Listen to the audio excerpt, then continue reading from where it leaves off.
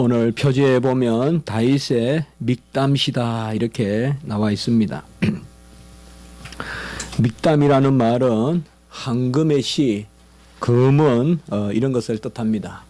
그러니까 아주 시중의 시, 그리고 아주 교훈 중의 교훈, 또 짧게 또 하나님의 말씀의 핵심을 기억할 수 있는 금은 황금의 시, 이런 것을 뜻합니다. 오늘 여기 보시면 요낫 엘렘 로김 이런 말이 있습니다. 요낫 엘림 로김, 로김. 이 말은 멀리 있는 비둘기다라는 이런 뜻인데요. 멀리 있는 비둘기다. 이게 뭔가 하면 일종의 뭐라 그럴까요? 이 시의 성격을 뜻합니다. 그래서 건동 지방에는 시의 이름을 이렇게 우리는 시의 이름을 어떻게 이야기할까요? 슬프게, 기쁘게, 아니면, 단조, 장조, 또 연시조, 어시조, 하여튼 이런 종류가 있다 그러면, 이 건동지방에서는 이렇게 상징적으로, 표현을 해서, 아주 재미있죠. 그래서, 멀리 있는 비둘기. 그런데 비둘기 하면, 지난 주간에 시편 55편의 6절의 말씀을 우리가 기억할 수 있죠. 나는 말하기를 만일 내가 비둘기같이 날개가 있다면 날아가서 편히 쉬리로다. 어디에? 7절에 보면 날아가서 광야에 머무리로다. 아마 말씀 기억하실 겁니다. 얼마나 지금 원수들이 에어싸서 힘든지, 내가 비둘기라면 먼 광야에라도 가서, 광야에 비둘기 어떻게 살겠어요? 그래도 일단 여기는 좀 모면해 보고 싶다는 거죠. 광야에 가서 비둘기 못 살아요. 먹을 게 있어서 살죠. 그런데 하도 지금 급박하니까 내가 비둘기라면 도망을 가서 광야에라도 살아볼 걸. 그래서 혹자는 이 지난주에 보았던 55편 6절과 오늘 56편 시편이 한 시편이다. 같은 연결된 시편이다. 그렇게 보기도 한다는 건데 그것은 우리가 너무 중요하게 여길 바가 아니고요. 어쨌든 이러한 멀리 떨어져 있는 광야에 비둘기 같은 그런 느낌으로 이 시편을 읽어라 이 말이에요. 이 시편을 그런 마음으로 읽어라. 그런 쪼로 읽어라. 음악에도 보면 경쾌하게 빠르게 힘차게 있듯이 바로 요낫 엘림 로김. 그리고 시대적 배경이 기록되어 있는데 다윗이 가드에서 블레셋에게 잡힌 때에 이렇게 되어 있습니다. 우리가 지난 주간까지는 마스길에 대해서, 마스길은 교훈이라고 했잖아요. 교훈, 그리고 믹담은 황금의 시라, 금은이다, 이렇게 이제 말씀을 드렸는데, 어쨌든 이 다윗이 쫓겨다닐 때, 높 땅에서 그 아히멜렉의 진설병을 얻어먹고, 이제 또 그게 발각이 되고 하면서 또 도망 다니잖아요. 그러면서 가드 땅으로 들어간다고요. 얼마 도망갈 데가 없으면 가드 땅은 블레셋이잖아요. 블레셋 5 부족 중에 하나가 가드잖아요. 가드, 가사, 에스골론, 아수도 있잖아요. 그 5 군데 중에 하나인 가드 땅에 들어가요. 블레셋이 누구예요, 여러분들? 바로 골리앗 아니에요, 골리앗. 물론 부족은 다르지만, 지역은 다르지만은, 그러니까 이 가드, 오죽하면 그리 도망갔겠어요. 그런데 이제 다윗이 거기를 도망가가지고 거기 한번 이제 의탁해 볼까 하면서 할 수 없이 도망을 갔겠죠, 그리. 그런데 이제 사람들이 다윗을 알아보고는 다윗이, 사울이 죽인 사람은 천천이라면 다윗은 만만이다. 라고 이렇게 이야기했던 그 다윗 아니니까 이러니까 이제 가만히 보면 이게 죽겠거든요. 그냥 바로 그 다윗 아닙니까? 그러니까 결국 뭐예요? 우리 블레셋 골리앗을 죽인 저 다윗 아니냐 이 말이죠, 한마디로. 저런 사람이 어찌 우리 경내에 들어오냐. 그러니까 이제 다윗은 정말 더 위험한 지경으로 들어갔죠. 그러니까 다윗이 그때 우리가 잘 알다시피 갑자기 미친 척을 하고 침을 질질 흘리면서 대문짝에서 몸을 막 비튼단 말이에요. 그저거리면서 침을 이제 수염에 흘리면서 그러면서 그 자리에 빠져나와요. 아니면 죽여버리죠. 다윗이 그때 정상인의 모습을 보였으면 그냥 죽여버렸을 텐데 저런 미친 사람이 우리 안에 들어오겠냐. 그러면서 이제 다윗이 그 자리를 벗어나서 아둘람 굴로 가요. 아둘람 굴로 또 도망 들어가고 거기서 모압 땅으로 또 가요. 이런 것들이 사무엘상 21장에서 22장까지 기록되어 있어요. 어떻게 보면 절대절명의 그런 인생의 위기였어요. 다윗에게는. 하나님은 그에게 기름을 부었어요. 기름 부음 받은 종이에요. 그래도 지금 그에게는 절대절명의 위기가 있어요. 우리도 주님께서 여러 모양으로 주의 종 삼죠. 목회자도 삼고 또 여러 직분을 주시는데 그러면서도 주의 직분자에게도 천천히요 만만히라는 그러한 하나님의 큰 역사로 정말 골리앗을 죽이고 그런 용맹을 보였던 다윗에게도 어떻게 보면 인생의 끝점까지 이렇게 와 있는, 특별히 우리가 그 최근에 시들을 통해서 이러한 위험할 때 다윗이 시편을 많이 지었다는 거, 이것은 우리가 한번 기억해 볼 만해요. 평화로울 때 시가 나오는 것이 아니라 급박할 때, 정말 밤에 지붕에서 비를 맞고 우는 그러한 새와 같은 그런 마음이 될 때, 그때 사람이 시가 나온다 이거죠. 하나님을 찾고 하나님을 경외하고 그런 시 중의 시, 믹담, 아름다운 시, 그것이 바로 오늘의 이 시인 것입니다. 다윗은 1절과 2절에 보면 특별히 자신의 처지를 먼저 한탄하고 있습니다. 은혜를 구하면서 자기 자신의 어떠함을 드러내고 있는데요. 사람이 나를 삼키려고 종일 압제하고, 그리고 2절에 보면 종일 나를 삼키려고 치는 자들이 많사오니라고 이렇게 말하고 있습니다. 여기에 종일이란 말 우리가 한번 생각해 보겠죠. 봐야 되겠죠. 그러니까 잠시도 쉴 사이 없이 나를 계속적으로 사람들이 치고 압제하고 그리고 삼키려 한다. 이 친다는 말은 때린다는 말도 될 수 있지만 그물을 친다. 그래서 바로 계속 나를 포위하고 나를 둘러치고 그리고 잠시도 나를 그냥 두지 않는다. 이 시편에 나오는 이 사람이 누구냐 이 말이죠. 지금 다윗은 어떤 형상입니까? 같은 동족으로서는 사울이 쫓아오고 있고 이방인으로서는 또 지금 뭐예요? 블레셋이 또 죽이려고 하고 바로 그런 자리예요. 그래서 1절에 사람, 또 2절에 원수, 이런 것은 다 동일한 대상이에요. 우리 동족으로서는 사울, 그리고 사울이 그때는 왕이잖아요. 모든 사울 희하에 있는 그 권세자들이 나를 죽이려고 하고, 그리고 외적으로는 지금 블레셋의 특별히 가드의 그 하기스가 자기를 죽이려고 한다. 아기스가 그를 죽이려고 한다. 그것을 지금 노래하고 있습니다. 잠시도 환난으로부터 놓을 수 없는 종일 두려워하는 상태. 그래서 3절에 보면 두려워하는 날이다 라는 이런 말을 쓰고 있습니다. 내가 두려워하는 날에, 이것이 바로 지금 다윗의 상태입니다. 사람들이 치려고 하고 자기를 잡으려고 하고 그래서 두려움이 있는, 객관적으로 주는 두려움, 바로 세상이 주는 두려움이 있죠. 우리도 살다 보면 이러한 두려움이 있습니다. 아무리 믿는 사람도 세상 사람이 두렵기도 하고, 아마 우리가 나중에 하나님 나라에 갈 때 침상에서 생각해 보면 얼마 부질없는 두려움도 많았을까요? 쓸데없는 적에 대한 두려움도 있었었고, 아무것도 아닌데 허수아비 같은 거 앞에서 내가 두려워했을 때도 있을 거고 말이에요.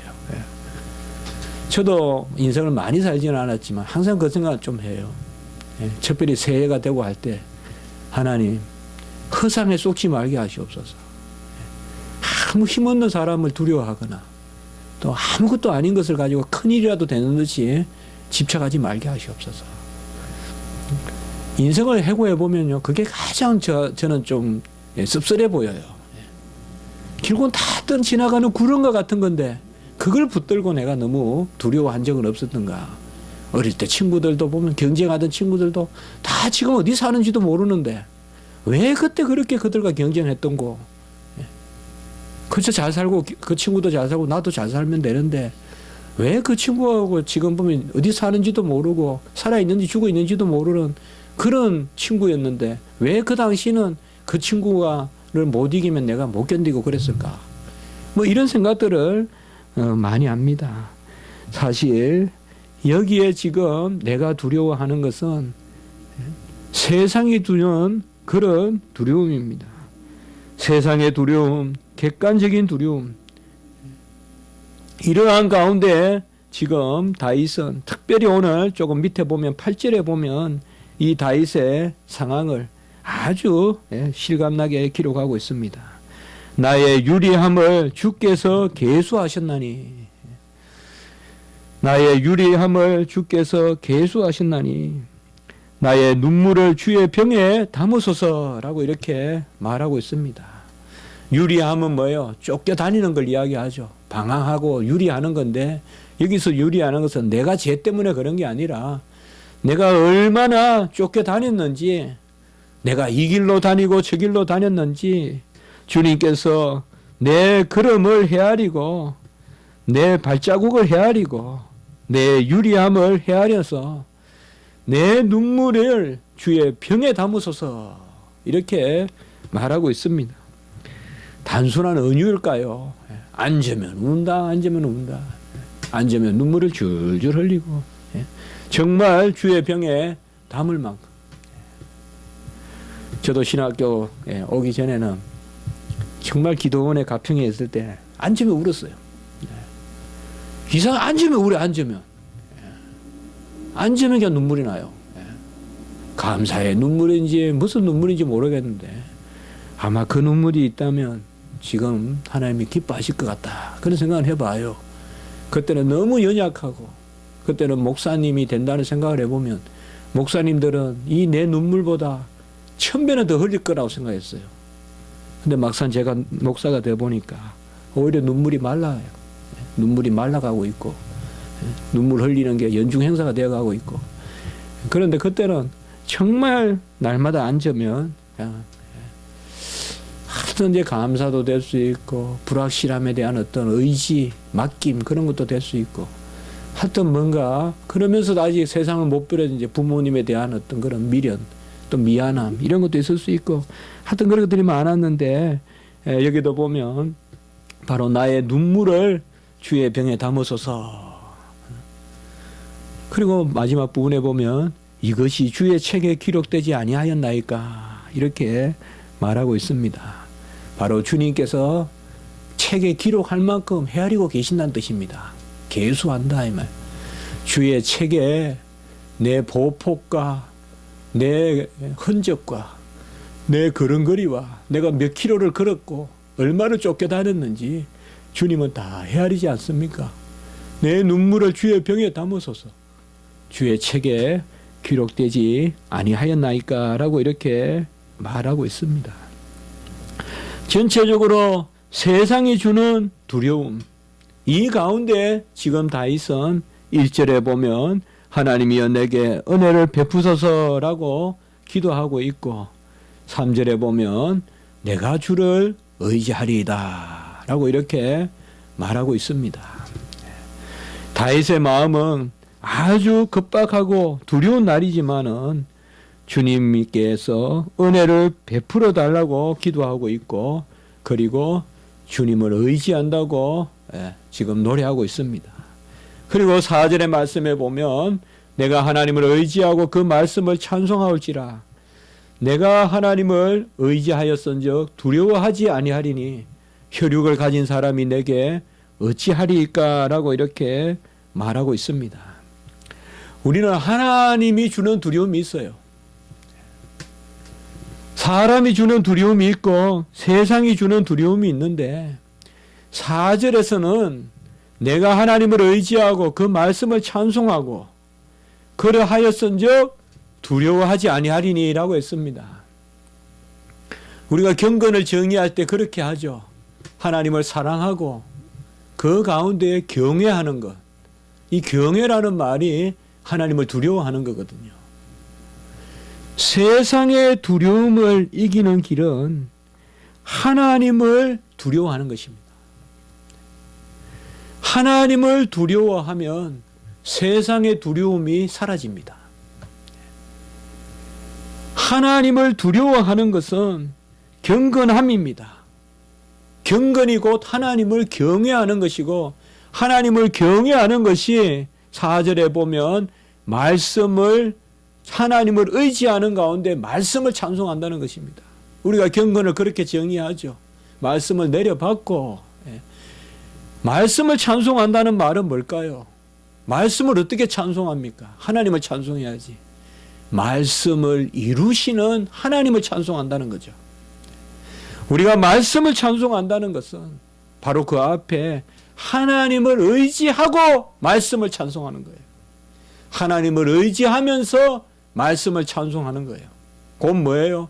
하나님이 그 말씀을 친히 이루어 주시리라는 확신 가운데 찬송이 나온다고요. 하나님을 의지하면서 찬송에 이르는 것. 우리는 말씀을 하나님을 의지하면서 봐야 돼요. 내 능력에 비추어서 말씀을 보는 게 아니란 말이죠. 내 자질에 비추어서 말씀을 볼 때는 찬송이 나오겠습니까? 그러나 하나님이 친히 행하실 것이라고 믿고 말씀을 보면 그때는 그 말씀이 찬송이 되는 것이죠. 이것을 여기에 쓰지는 않았지만은 우리는 경건이라고 볼 수 있겠다 이 말이에요. 하나님을 의지하면서 그 말씀대로 행하고자 할 때 하나님이 이루심으로 찬송에 이르게 되고, 그 가운데 표현은 되어 있지 않지만은, 이것은 제가 생각해 본 말씀이지만은 여호와에 대한 참다운 두려움이 있다 이거죠. 경외가 있다 이 말. 여호와를 경외하는 것이 기뻐하는 것이라고 했잖아요. 여호와를 경외하는 것, 그것이 곧 세상의 두려움을 이기는 것입니다. 3절에 내가 두려워하는 날이라고 했는데, 내가 두려워하는 세상의 두려움은 진정하게 여호와를 경외할 때 세상의 두려움이 없어집니다. 세상의 두려움은 세상적으로 이겨낼 수가 없습니다. 세상에 대한 두려움은 하나님을 두려워하는 진정한 경건 가운데서 이깁니다. 같이 하겠습니다. 경건이 이길 힘이다. 경건이 이길 힘이에요. 어떤 두려움이 있을 때, 환난이 있을 때 경건해야 돼요. 말씀을 비추어 살아야 되고 기도해야 되고, 특별히 그것을 하겠다고 맞서면 되는 거예요. 오히려 더욱 말씀을 붙들고 더욱 하나님의 뜻대로 살고자 하고, 세상이 주는 두려움, 그것이 아니라 우리는 하나님이, 그러면 혈육을 가진 사람이 내게 어찌하리까 라고 이렇게 4절에 말하고 있습니다. 이게 뚜렷이 대조가 되는 게 보면요, 바로 사람이란 단어와 하나님이란 단어거든요. 1절에도 보면 사람이, 2절에도 보면 원수가, 4절에도 보면 혈육을 가진 사람이,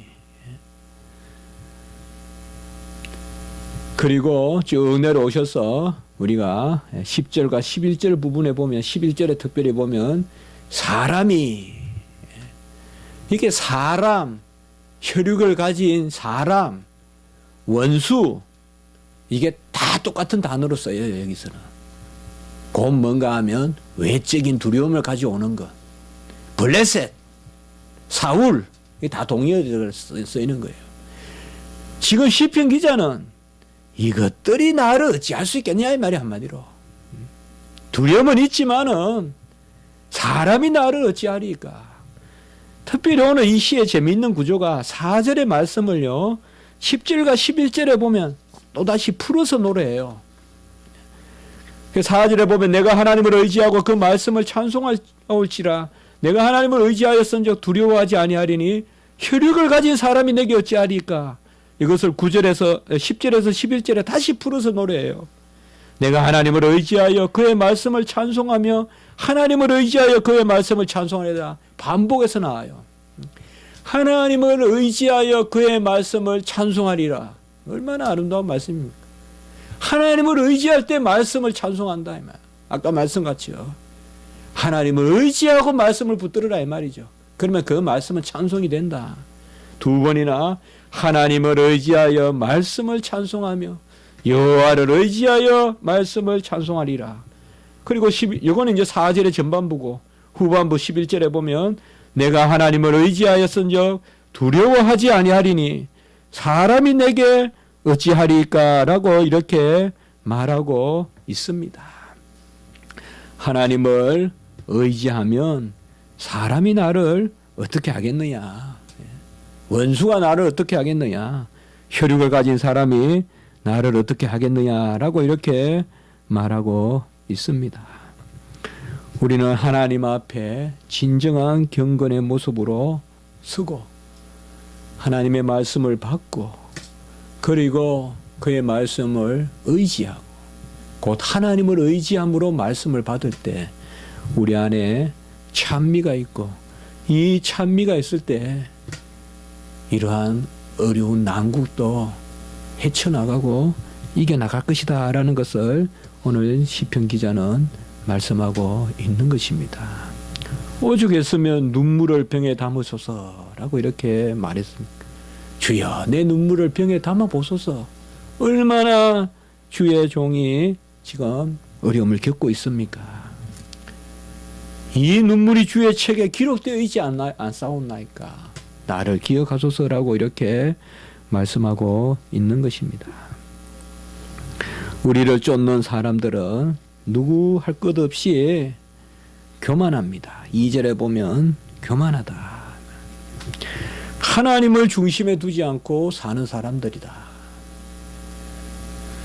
지금 다윗은 항상 시편에서 의인이냐 또 악인이냐 할 때 이 악인은 하나님을 의지하느냐 안 하느냐.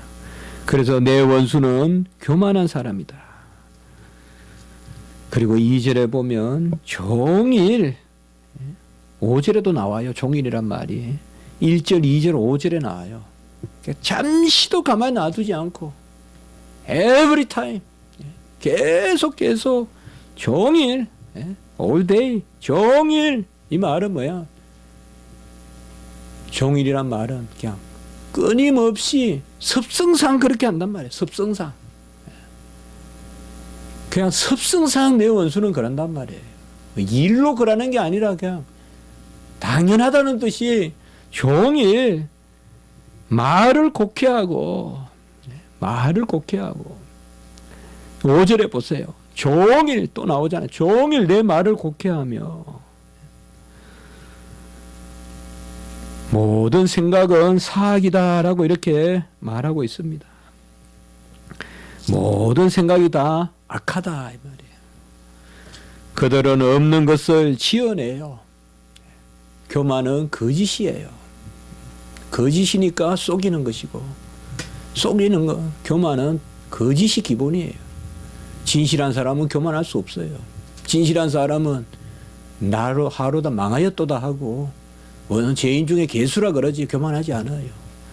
교만하면서 종일 말을 곡해요. 하나님이 두려워하지 않으니까 없는 말을 지어내고 없는 말로 남을 속이고 끊임없이 모든 생각이 사악하다라고 이렇게 말하고 있습니다. 그리고 6절에 보면 이런 원수들이 어떤 사람들이냐? 내 생명을 엿보던 것과 같이. 이 말은 뭔가 하면 바로 의인들의 삶을 해방한다 이 말이에요.